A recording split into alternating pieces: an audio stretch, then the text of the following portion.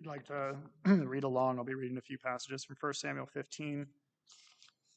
It's going to be a little bit of overlap with Jordan's sermon from a few Sundays ago, which also covered 1 Samuel 15. But when we were doing our daily Bible reading this, and I knew that I had the invitation coming up, this section jumped out at me for the topic.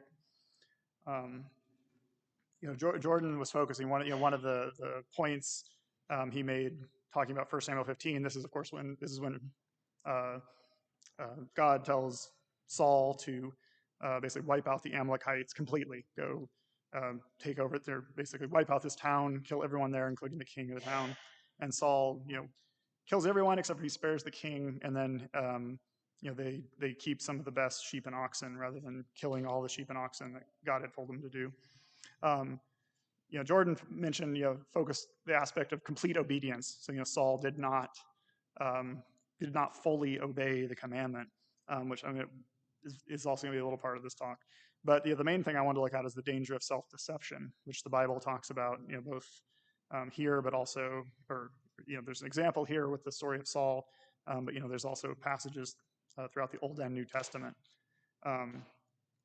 And the thing that really struck me when I read 1 Samuel 15 was Saul was insistent that he had followed God's command. So let's read a couple of passages in 1 Samuel 15. Start with verses 13 through 16. So this is the first time when Saul says that he had kept the command. So starting in verse 13, Samuel came to Saul, and Saul said to him, "Blessed be you to the Lord. I have performed the commandment of the Lord." And Samuel said, "What then is this bleating of the sheep in my ears and the lowing of the oxen that I hear?" Saul said, "They have brought them from the Amalekites, for the people spared the best of the sheep and of the oxen to sacrifice to the Lord your God, and the rest we have devoted to destruction." Then Samuel said to Saul, "Stop." And then jumping down to verse 19, Samuel, again speaking to Saul, says, "Why then did you not obey the voice of the Lord? Why did you pounce on the spoil and do what was evil in the sight of the Lord?" And Saul said to Samuel, "I have obeyed the voice of the Lord. I have gone on the mission on which the Lord sent me. I have brought Agag, the king of Amalek, and I have devoted the Amalekites to destruction. But the people took up the spoil, sheep and oxen, the best of the things devoted to destruction, to sacrifice to the Lord your God in Gilgal." So like I said, over and over again, Saul is insistent. No, I did what God had told me. I kept the commandment. I've obeyed the voice of the Lord. I did exactly, I did what, God told me to do. But he had not. And this is a danger for us as well. And that's what I want to focus on tonight is that, when you look out into the world, you can see, a lot of people in the world, most people probably, think, well, I'm a good person. I don't cheat. I don't steal. I've never murdered anyone. I don't commit adultery. They've convinced themselves they're going to heaven despite not following Jesus at all. Others claim to be following Jesus, but they aren't doing what Jesus commanded them.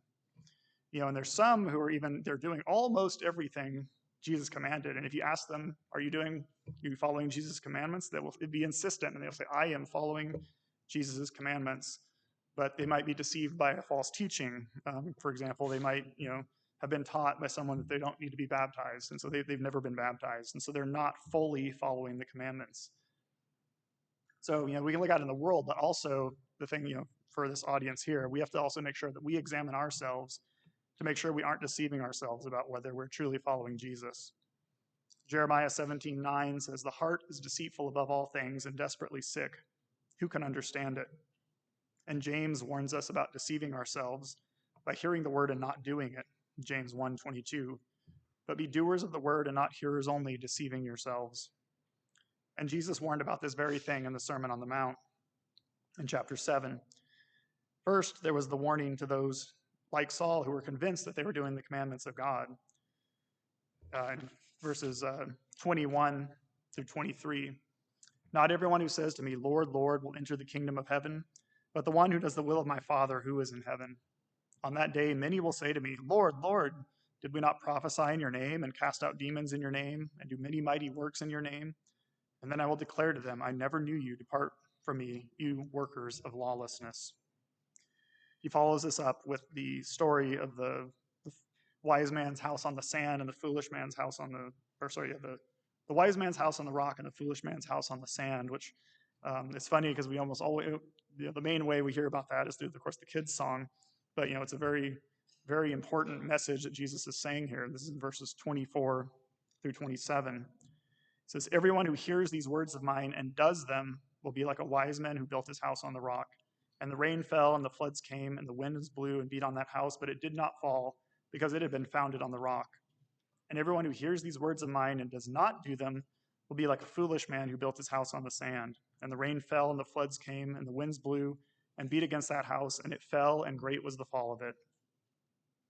So again, many of us here tonight are followers of Jesus Christ. We've been baptized and committed our lives to him. But let us examine ourselves to make sure that we're truly doing the words of Jesus and doing them fully.